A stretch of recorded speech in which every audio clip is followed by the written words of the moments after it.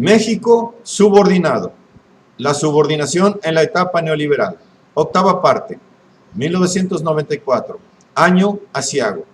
Primermundismo y quebranto. Rebelión, familia, narcotráfico, asesinatos. Fachada económica. Arriba, acumulación. Abajo, insurrección. Sección 11. Esta es una obra del maestro Héctor Alejandro Mora Gallardo.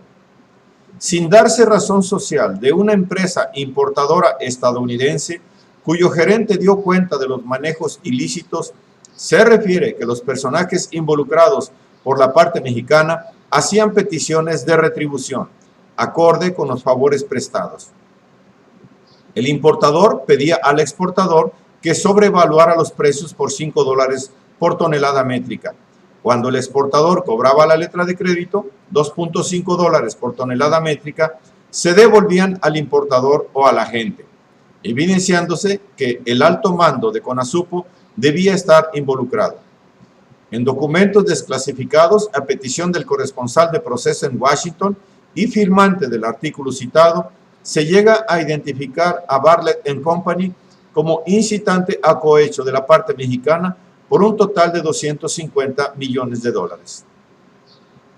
El dinero era obtenido luego de reportar un precio de compra al FAS, Servicio Exterior Agrícola, siglas en inglés, que era más alto que el precio verdadero, a fin de poder cobrar caras de crédito más abultadas. Aunque no se llega a precisar en los documentos desclasificados, es muy probable que la empresa importadora haya sido CONASUPO. Como suele acontecer en este tipo de casos, en Estados Unidos se realizan algunas indagaciones jurídicas, mientras que en la contraparte mexicana la impunidad queda garantizada desde la presidencia. Impunidad de Raúl Salinas de Gortari otorgada por la Contraloría, que hubo múltiples denuncias en su contra solapadas en la Contraloría Federal de la Federación, SECOSEF, contándose con el disimulo de su titular, María Elena Vázquez Nava. Así lo afirmó el ex auditor de CONASUPO, Víctor Manuel Domínguez de León. Lográndose, sí, conocer la responsabilidad de CONASUPO en 6 operaciones de importación que frisaban los $14.5 millones, en las que el sobreprecio promedio fue de un 59.72% comparado con la cotización en el mercado de futuros. Entre 1987 y 1989, las 16 operaciones de exportación de maíz estadounidense a México que fueron revisadas se sobrevaluaron por $7.107.612, es decir, casi $445.000 por operación promedio. En el caso del arroz, las 9 operaciones de exportación de la compañía 14, empresa no identificada en la pesquisa, arrojaron un sobreprecio de $9.804.449. Esto es más de $1 millón en promedio cada una y casi $100 por tonelada métrica. 2 de esas 9 operaciones se manejaron con México.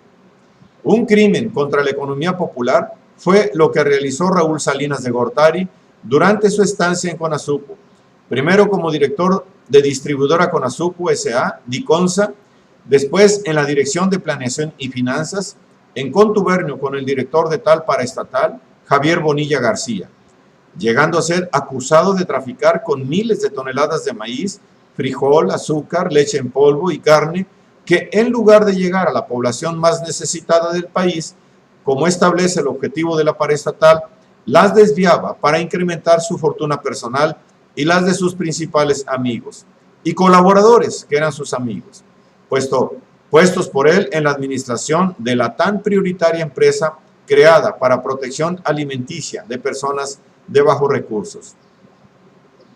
La denuncia puesta en su contra afirma que de 1985 a 1991 lucró con el hambre del pueblo marginado y arruinó, agregan, a la mayoría de los ganaderos productores de carne y leche, a los molineros y cañeros, así como a los campesinos dedicados al cultivo de los 2 granos básicos del país, a lo que cabría agregar que perjudicó a CONASUPO, dejándola en números rojos, tal y como lo afirma Domínguez de León, A raíz de su administración, Conasupo fue desvencijada. Realizando una triangulación con el entonces secretario de Agricultura y Recursos Hidráulicos, Carlos Jan González, favorecieron a Roberto González Barrera, el dueño de Maseca y Tlatoani de las tortillas. Con el autoritarismo y la prepotencia que les caracterizó, procedieron a entregarle a los molinos maíz amarillo importado de los Estados Unidos, empleado en aquel país en la engorda de cerdos, maíz podrido que flotaba en el proceso de nixtamalización.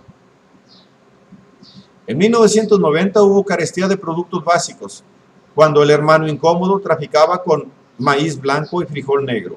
Y peor aún, se consigna que compró maíz cancerígeno para venderse a los pobres, distribuido principalmente en el norte del país. Proceso 673.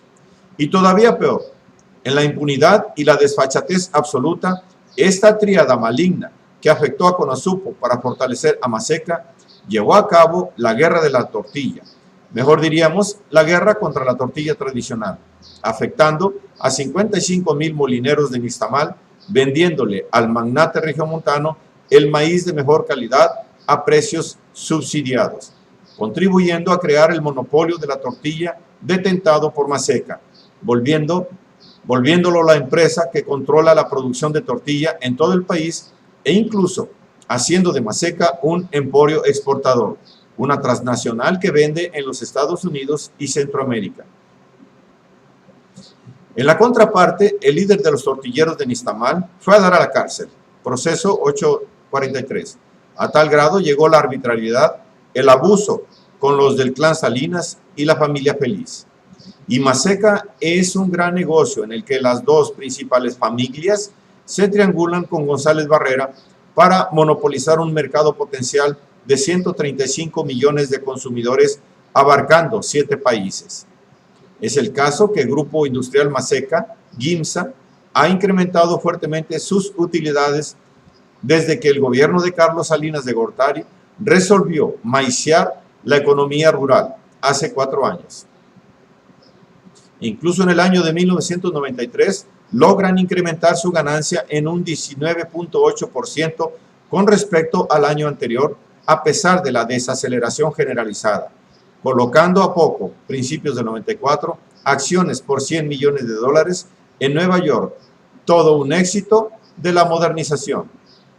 Obviamente que como buen monopolio crecía acaparando el mercado, realizando competencia desleal, pagando bajos salarios, brincándose los derechos laborales, deteriorando el medio ambiente, esas cosillas que se pueden infringir cuando se cuenta con el apoyo de un gobierno presidencial. Y la familia empleó tácticas monopólicas para doblegar a la competencia, bajar los precios al arribar a un mercado, afectar a los pequeños productores que no pueden competir si no tienen la materia prima a precio dumping, quebrar y o comprar a las empresas competidoras más relevantes, subir el precio repentinamente y así por el estilo. Y así, GIMSA, con harina subsidiada, conquistó California, desplazando a miles de tortilleros, incrementando en 2 o 3 años de manera prodigiosa el total de sus ingresos por ventas en los Estados Unidos, incrementándose en un casi 44%, el que representó para ese entonces 35% del total de las ganancias del consorcio. La clave del éxito nos la cuenta el Wall Street Journal. Ese diario reportó que GIMSA ha sido apoyado desde el gobierno mediante la negativa de Conasupo de surtir a las tortillerías tradicionales el maíz barato que requieren, así como a través de la Secretaría de Comercio, que ha impedido el aumento de los precios solicitado por los tortilleros después de adquirir el grano, más caro, directamente a los productores. Otro factor que consuma el dominio monopólico radica en que GIMSA oferta la maquinaria requerida para procesar la harina, así como también otorga facilidades de préstamo a través de Banorte para endeudar con la compra. Ese importante banco, Banorte, obtuvo, apalancado con Maseca, un aumento de utilidades de 58.6% en 1993.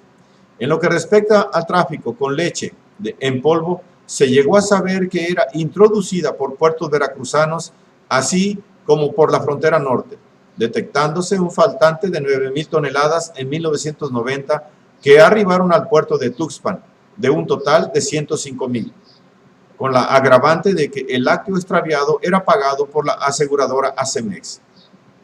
Pasando a ser México, durante el salinato, el principal importador en el orbe de leche en polvo, habiéndose importado en promedio 200.000 toneladas al año, Jorge Sánchez Muñoz, entonces diputado federal, acusó en Aguascalientes el 4 de octubre de 1993 a Raúl Salinas como principal introductor de leche en polvo proveniente de Estados Unidos.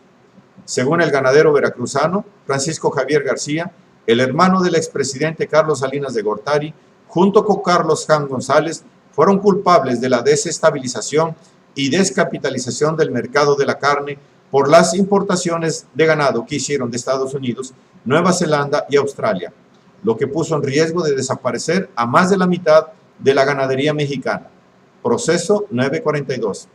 ¿Qué daño le hicieron al país estas lacras de la sociedad y qué ricos quedaron?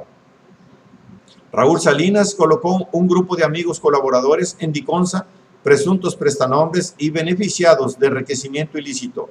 Norberto Castillo Sánchez, coordinador corporativo de bonos y programas especiales.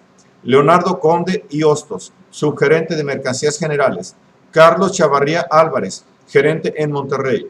Fortino Chávez Hernández, compadre de Raúl, quien primero estuvo en Diconsa, Tepepan, y luego pasó a Solidaridad. Ante la desgracia del clan Salinas, hubo personas que se atrevieron a denunciar los procederes irregulares de Raúl en Conasupo.